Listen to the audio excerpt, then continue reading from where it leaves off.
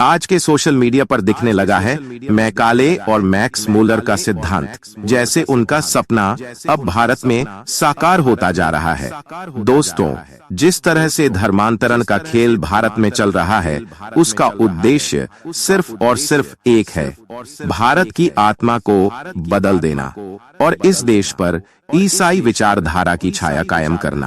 पहले कहा गया कि तुम्हारे भगवान में शक्ति है तो तुम्हारी समस्या क्यों नहीं मिटती। फिर चमत्कार के नाम पर लोगों को बहकाया गया, बीमारियों को आस्था से जोड़कर कहा गया, देखो हमारे ईसा मसीह ने तुम्हें ठीक कर दिया। धीरे धीरे यही झूठ लोगों के मन में सच्चाई बन गया। आस्था कमजोर हुई, संस्कृति पर संदेह शुरू हुआ और एक दिन वही लोग अपनी पहचान भूलने लगे जो कभी मंदिरों के दीपक जलाया करते थे।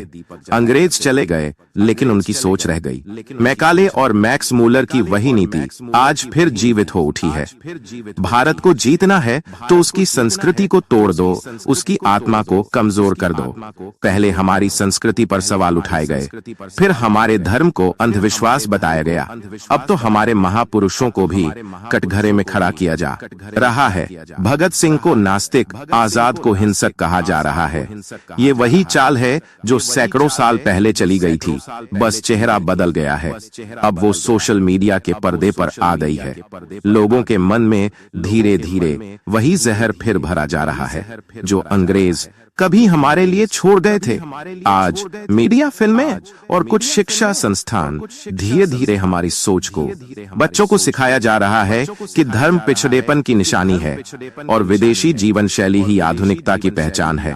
ये खेल धर्मांतरण से आगे बढ़ चुका है। अब यह युद्ध विचारों का है, सोच का है और भविष्य का है। अगर हमने इसे पहचाना नहीं तो आने वाली पीढ़ी को न संस्कृति याद रहेगी, न संस्कार।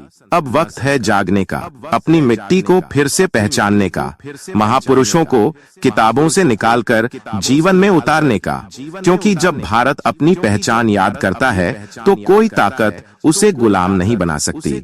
आज सवाल सिर्फ धर्म का नहीं, भारत की आत्मा का है। अगर हमने अब भी आवाज नहीं उठाई तो वो भविष्य जिसका सपना हमारे पूर्वजों ने देखा था वो किसी और जाएगा। दोस्तों, ये YouTube चैनल है कहानी की पुकार।